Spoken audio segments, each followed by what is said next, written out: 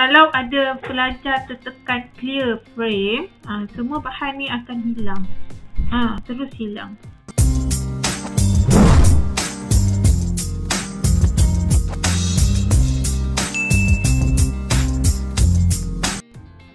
Hai, Assalamualaikum dan selamat sejahtera.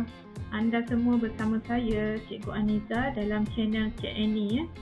Jadi pada hari ini saya ingin berkongsi tentang penggunaan aplikasi Jamboard, yang mana Google Jamboard ini sangatlah sesuai digunakan semasa PDPR untuk menarik minat murid serta menggalakkan penglibatan aktif murid sewaktu aktiviti PDPR berlangsung. Jadi jom kita berkenalan dengan Google Jamboard. Terdapat beberapa cara untuk kita membuka aplikasi Google Jamboard ini. Okey, yang pertama kita type dalam Omnibox ni jamboard.google.com. Nanti akan keluar paparan macam ni lah. Okey, paparan saya ni nampak penuh sebabnya saya dah banyak kali menggunakan Google Jamboard ya. Kalau cikgu menggunakan Jamboard kali pertama, so dekat ruangan ni akan nampak kosong lah. Okey, jadi cara yang kedua, cikgu boleh pergi kepada 9 titik ni, Google Apps, kemudian klik, kemudian cikgu cari Jamboard lah. Scroll sampai bawah, sampai nampak simbol Jamboard ni, boleh klik kat sini. Dan juga akan masuk ke paparan seperti ini. Seterusnya, cara ketiga untuk kita masuk ke dalam Google Jamboard ni ialah melalui Google Meet. So, kita dah masuk Google Meet dahulu.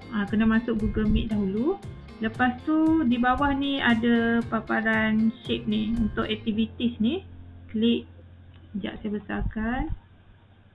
Ni activities, ada simbol shape ni untuk bahagian activities. Kita klik. Lepas tu ada whiteboarding. So kita boleh klik whiteboard ni untuk membuka Jamboard. Bila kita klik whiteboard ni, dia akan keluar dua paparan lah. Sama ada nak start a new whiteboard ataupun choose from drive. Maksudnya kita nak gunakan Jamboard yang telah kita sediakan lebih awal. Jadi kita boleh pilih mana-mana yang sesuai lah. Jadi contohnya kalau kita start a new whiteboard. Sekejap so dia akan bukakan satu whiteboard baru kepada kita. So dalam Jamboard baru ni kosong lah. Bila dah keluar paparan macam ni, kita boleh set up lah aktiviti apa-apa sahaja mengikut standard pembelajaran yang kita nak ajar pada hari tersebut lah. Jadi jom kita berkenalan dulu dengan Workspace Jamboard. Yang pertama sekali bahagian atas ni, saya kecilkan sikit. Bahagian atas ni adalah untuk tulis tajuk. So bila masuk ni, kita terus tulis tajuk dulu. Contohnya saya tulis tajuk demo Jamboard. Kemudian klik OK. So, tajuk kita dah ada. Kemudian kita lihat pula paparan sebelah kiri ni. Yang pertama kita ada pen. Pen ni kita ada beberapa pilihan warna lah. Jadi, cikgu boleh pilih lah mengikut kesesuaian. Ni ada pen. Kemudian kita ada marker, ada highlighter dan juga ada brush. Seterusnya, yang kedua adalah eraser ataupun pemadam. Yang ni kalau contohnya yang pertama tadi kita tulis, lepas tu salah tulis ke, kita nak padam, kita boleh tekan eraser tu lah untuk erase balik apa yang telah kita tulis tu. Seterusnya, ini adalah fungsi mouse lah ataupun fungsi select. Kalau kita nak klik apa-apa ke, kita tekan butang select ni. Seterusnya ini ialah sticky note. Sticky note pun Bila kita klik, dia akan keluar paparan macam ni. Dia ada banyak warna lah, ada 5 warna. So pada sticky note ni kita akan tulis lah apa-apa yang berkaitan. Maksudnya kita boleh gunakan untuk menulis. Contohnya yang pertama. So dah selesai, klik, dia akan keluar macam ni lah. Testing. Okey, ini adalah ikon add image. So bila kita klik add image ni, kita boleh pilih image. Sama ada kita nak upload daripada komputer kita. Kalau kita nak upload, dah ada dalam simpanan komputer kita. Okey, kita boleh tekan browse. Lepas tu pilihlah kat mana image tu kita simpan. Okey, by URL. Paste URL kat sini. Kemudian kamera. Nak guna kamera untuk tangkap gambar.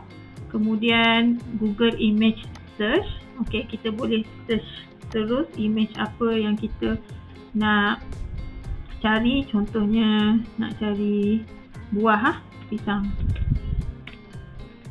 Okey, kalau belajar topik buah contohnya, kita nak masukkan gambar.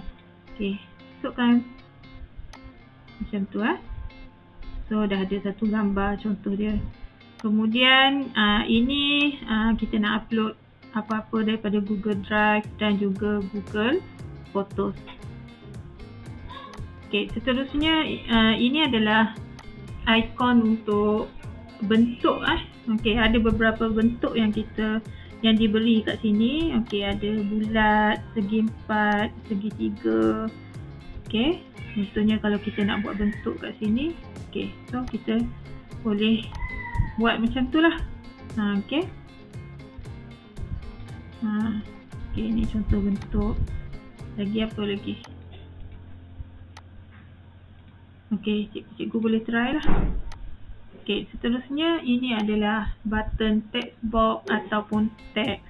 Kalau kita nak menulis teks, okey, kita tekan ikon text box ni. Lepas tu kita klik mana-mana dan kita tulislah testing.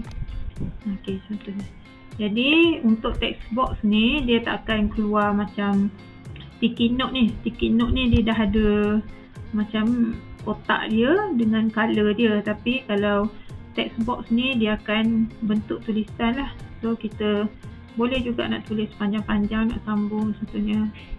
Tapi kalau kita nak buat memanjang, kita kena drag lah, tarik lah dia punya text box ni. Kalau kita nak tulisan ke bawah, kita gerak-gerakkan macam ni. Okey, seterusnya ini adalah button ikon untuk laser. Jadi kalau kita nak tunjuk masa nak mengajar tu, kita nak tunjuk. Okey, ini ialah pisang contohnya. Jadi kita boleh buat macam tu. Okey, ini adalah bentuk segi 4 sama. Ini ialah bentuk segi 4 tepat. Contohnya lah.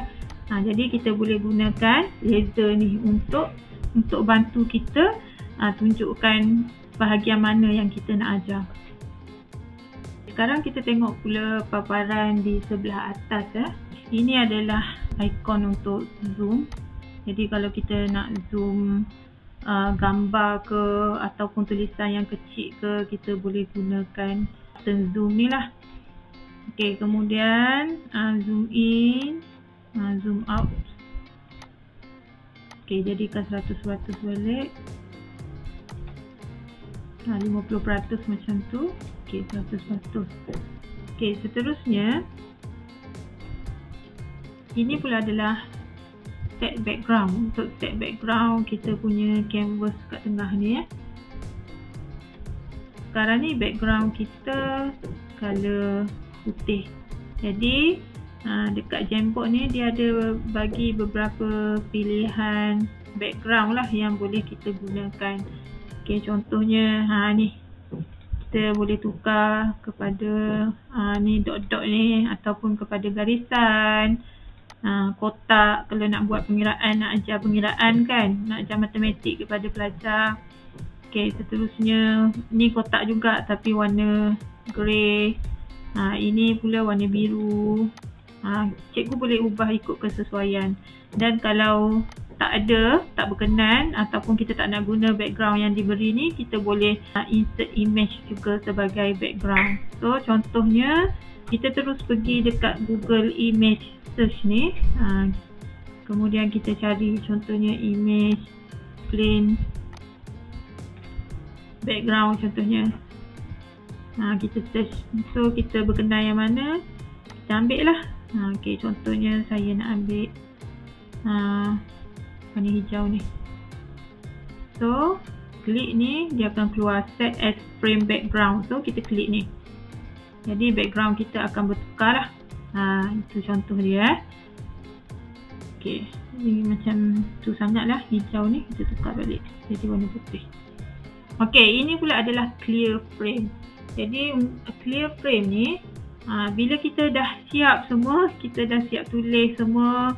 Contohnya kalau kita nak padam, kita boleh tekan clear frame. So apa yang ada, yang kita masukkan nanti semua akan terpadam. So kita kena jaga-jagalah. Contohnya bila kita share dengan pelajar, kalau ada pelajar tertekan clear frame ni, semua bahagian yang kita masukkan ni akan hilang. Okay, contohnya saya tekan clear frame, dia akan jadi kembali kosong lah macam ni. Okay, jadi kita cuba undo. Nasib baik ada button undo ni. Jadi kita boleh restore balik lah. Dekat atas ni ada button share. Kat sini lah yang kita akan gunakan untuk share dengan pelajar untuk buat aktiviti.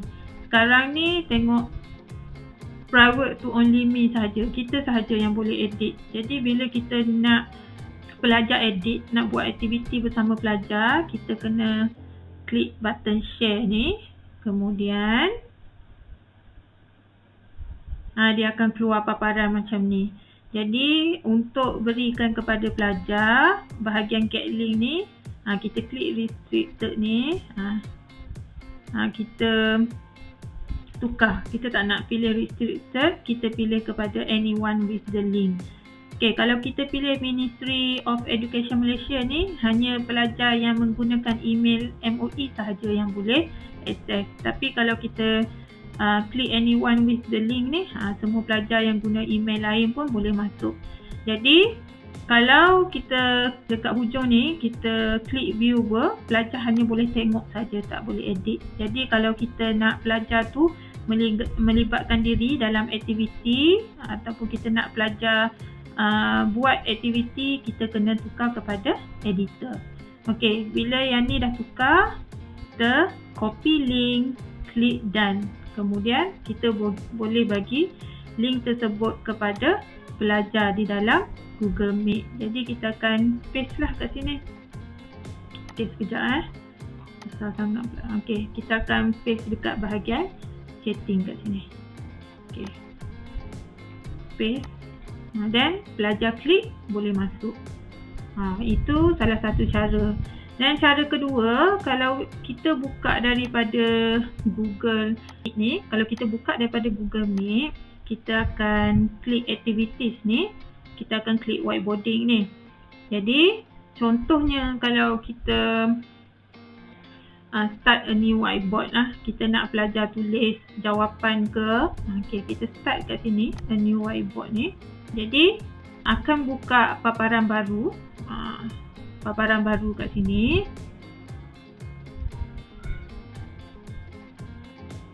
Okey, dan kita check bahagian chatting, dia terus ada kat sini. Itu bezanya kalau kita buka daripada Google Meet, dia punya link ni terus akan auto dia masukkan dekat bahagian chatting. Jadi pelajar kena klik kat sini lah, kena klik bahagian link yang diberi, kemudian dia akan nampak lah paparan Google Jamboard ni. Tapi masih sama, cikgu kena buka bahagian sharing ni. Sharing ni kena buka, tukar kepada anyone with the link. Okay, kita klik, kita tukar kepada anyone with the link. Kemudian klik done. Kita dah tak perlu copy link lagi lah, sebab dia auto masuk dalam ruangan chatting ni. So pelajar boleh terus klik sahaja. Okey, itu cara untuk share dengan pelajar dan nak bagi pelajar boleh edit Google Jamboard tersebut. Ini adalah contoh aktiviti yang telah saya buat bersama pelajar lah. Okey, contohnya aktiviti yang pertama ni. Sekejap buka.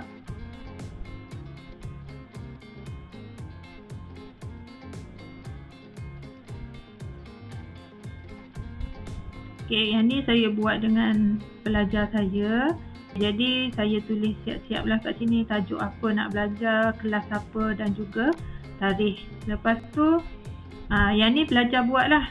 Saya cuma tulis tajuk, klasifikasi roti dan masakan beris. Lepas tu saya minta pelajar masukkan jenis-jenis roti dan juga gambar yang bersesuaian lah. So pelajar akan gunakan semua tools yang ada di bahagian kiri ni. Okey, ini contoh-contoh dia lah, kita tengok ya. Okey, jadi kalau cikgu nak tengok contoh yang telah saya buat, boleh tengok bahagian description video ya. Ini semua adalah hasil kerja saya lah. Ni pengiraan kos pun dia orang buat.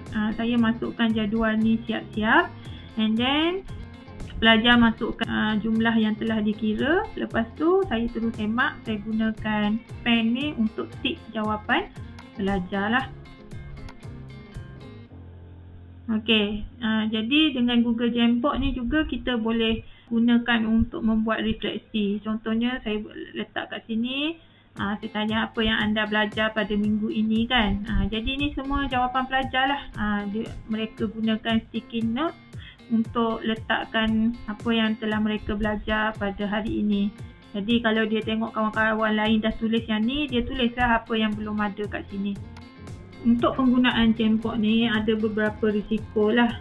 Risiko yang pertama ialah clear frame ni.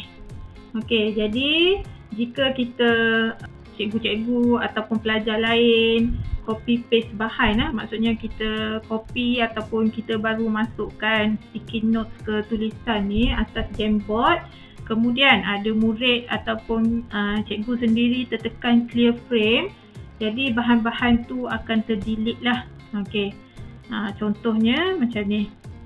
Contohnya kita nak buat pengiraan kos lah kan. Okey, pengiraan kos, lepas tu kita masukkan jadual pengiraan kos. Okey, contohnya saya masukkan satu jadual. Okey, sekejap saya cari gambar.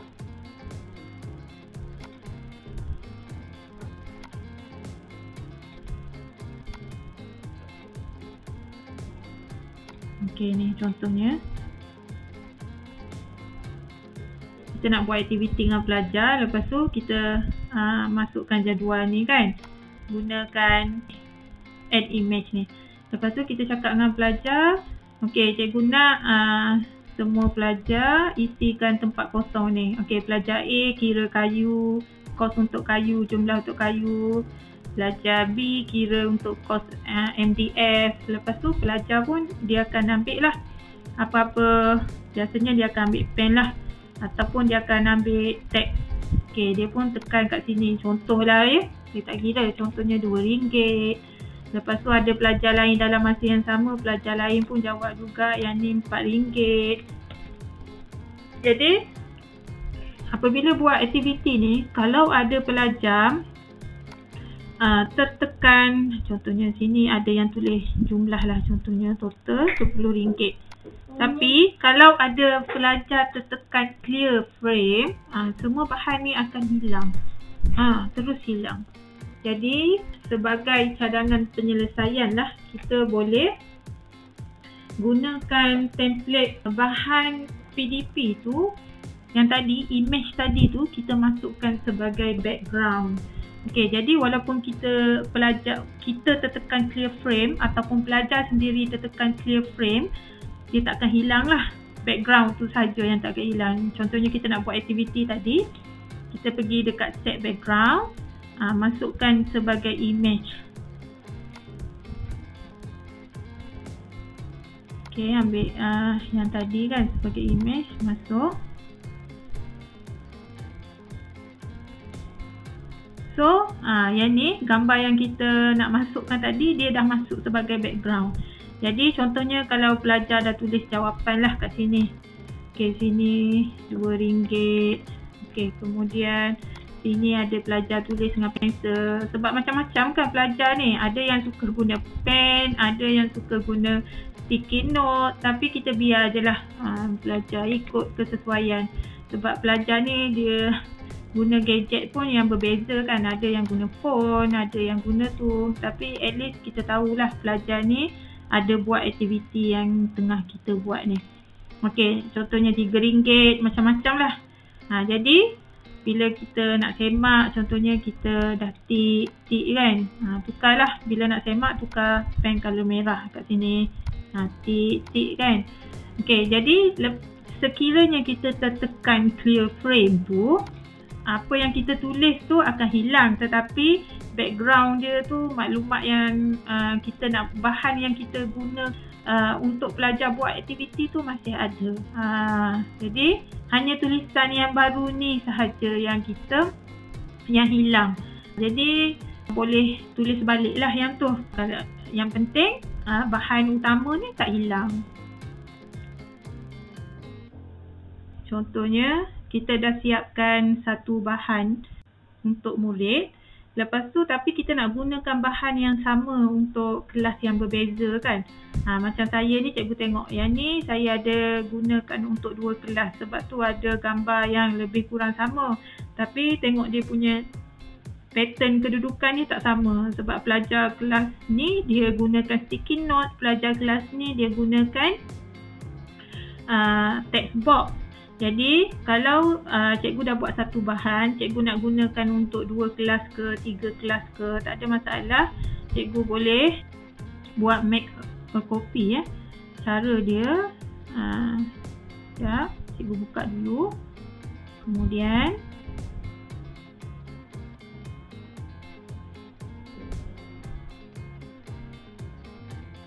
dekat atas ini kita boleh buat make a copy. Okey, contohnya buat make a copy. Lepas tu saya ada lagi kelas yang belum gunakan ni, yang ni. So saya tulis 3 Muhtadahari lah contoh dia. Okey, so saya klik OK.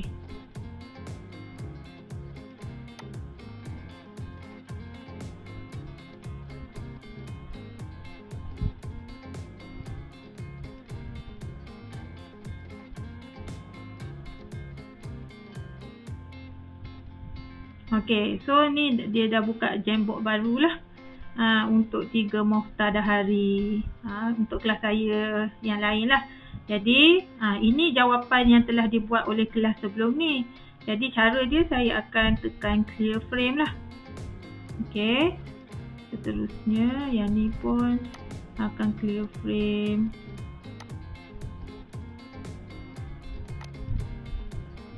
Okey, yang ni mungkin saya masukkan gambar tu sebagai image, bukan masukkan sebagai background sebab tu hilang. Jadi saya kena masukkan semula. Kalau yang ni kita tekan clear frame, yang ni gambar ni dia tak hilang lah, dia akan kekal kat sini. Nanti pelajar tinggal tambah nama ahli kumpulan, kemudian dia buatlah aktiviti untuk cadangan penambahbaikan bagi produk ni. Okey, ni subjek saya, subjek RBT. Okey, ada beberapa yang saya masukkan sebagai picture dan juga ada yang saya masukkan sebagai background. Jadi kalau rasa macam tu boleh undo balik delete satu persatu. Okey, kalau bahagian depan ni kita nak, okey, dah reload. Okey, jadi yang ni kita boleh delete lah. Okey, sekejap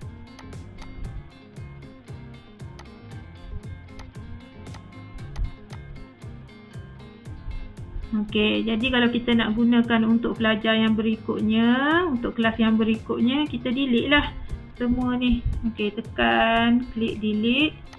Tinggalkan maklumat asal pada ni lah, page ni, untuk kita buat aktiviti bersama dengan pelajar di kelas lain pula. Jadi senang kan?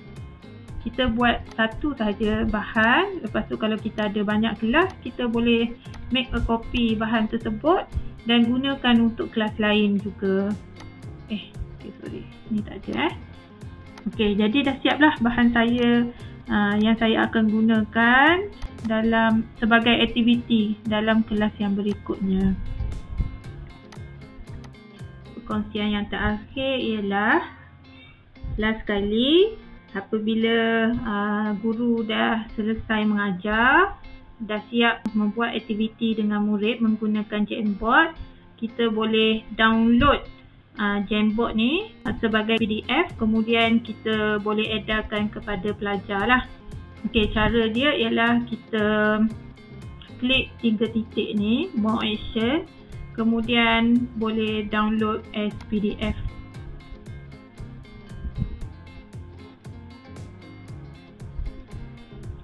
So sekarang dah download.